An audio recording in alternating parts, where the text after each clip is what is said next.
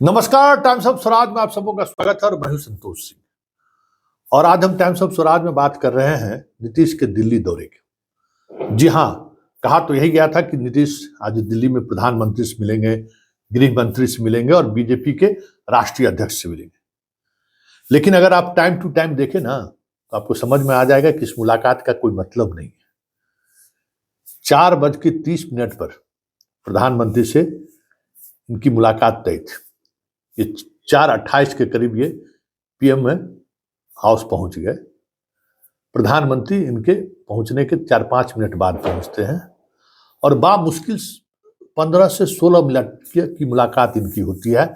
ये हम बाहर से कह रहे हैं, वहां रिसेप्शन पर बैठने के बाद कितनी देर के बाद ये अंदर गए होंगे ये कहना मुश्किल है, लेकिन अंदर जाने और बाहर निकलने में मुश्किल से 15 से 17 मिनट उनका समय लगा होगा। मतलब सिर्फ औपचारिकताएं हुई होंगी। मुलाकात का जो होता है वही। अमित शाह के साथ 5:30 बजे इनका समय निर्धारित था। ये पहले पहुंचे, अमित शाह इनके बाद पहुंचे और वहां भी मुश्किल से 15 से 17 मिनट बातचीत हुई। मतलब चाय पानी होते होते बातचीत खत्म। और कोई गंभीर बात नहीं हुई होगी या सीट को लेकर या बाकी चीजों को लेकर। ये बातें साफ इनके साथ जो लोग थे उनके बॉडी लैंग्वेज से समझा जा सकता है। वैसे भी अगर कोई सीट वगैरह की चर्चा होती तो संगठन मंत्री का, बीजेपी का जो संगठन मंत्री है, या तो पहले या तो नहीं तो बाद में उनसे प्रधानमंत्री की मुलाकात होती ही होती। मतलब ये सिर्फ औपचारिक मुलाकात थी। और औपचारिक मुलाकात के बाद जब वो बाहर निकले तो जरा नीतीश कुमार का बॉडी लैंग्वेज देखिए और किस तरीके से नीतीश कुमार को हाईजैक किया गया है, इसकी एक वानगी देखिए।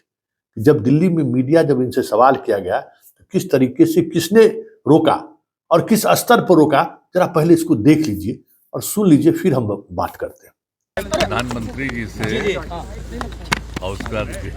क्या बातचीत हुई सर? प्रधानमंत्री क्या बात हुई? और के राष्ट्रीय अध्यक्ष से भी मुलाकात हो गई और सब लोगों से बातचीत हो गई। और जब हम लोग एक साथ हुए थे तो वहीं से बात हुई थी, ये बात हो गई थी। आज सब लोगों से मिल लिए, बहुत अच्छा है। और अब आपको इतना ही खाली बता देना चाहते हैं कि अब हम लोग जो पहले से श्रद्धेय अटल जी के टाइम से, आप समझ लीजिए 1995 से जो साथ में थे, अब बीच में 2 बार इधर उधर जरूर हो गए थे, लेकिन अब कभी नहीं, फिर वहीं रहेंगे, अब इधर उधर नहीं। अब बीजेपी जेडीयू के बीच में सब कुछ सही है सर? दोनों पार्टियों के बीच में जो थोड़ी बहुत नोकझोंक हुई थी सब कुछ सही हो गई? 2019 का ही फॉर्मूला क्या सर? 2019 चलिए सब बाद में बताएंगे। जेडीयू बीजेपी में सब कुछ ठीक है? ना सीट वगैरह की बात के बारे में चर्चा करने का कोई तुक नहीं है। वो तो सब होगी ही और सब बात सबको उन लोगों को शुरू से मालूम है। बाकी सब चीज का कोई खास बात नहीं है।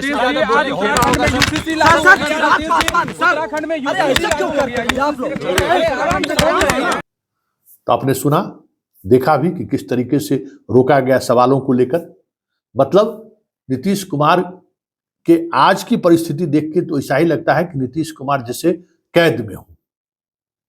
बॉडी लैंग्वेज से मतलब उनकी जुबान पर कुछ ऐसी बात ना आए, इसको लेकर काफी सतर्कता बरती जा रही है। और साथ रहने वाले व्यक्ति के साथ साथ सुरक्षा एजेंसी भी, जो सुरक्षा व्यवस्था में लगे हुए अधिकारी और कर्मी हैं, हमें लगता है कि उनको भी ये हिदायत है कि जैसे ही ये बात करना चाहे मीडिया से तो इनको रोक देना है, लोगों को इधर उधर फेंक देना है।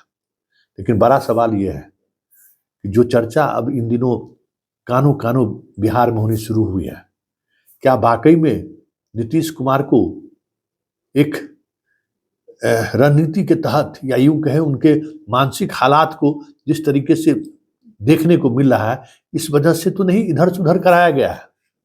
कहीं बिहार में सत्ता का अपहरण तो नहीं हो गया है? कई लोग चर्चा इस तरीके से करने लगे।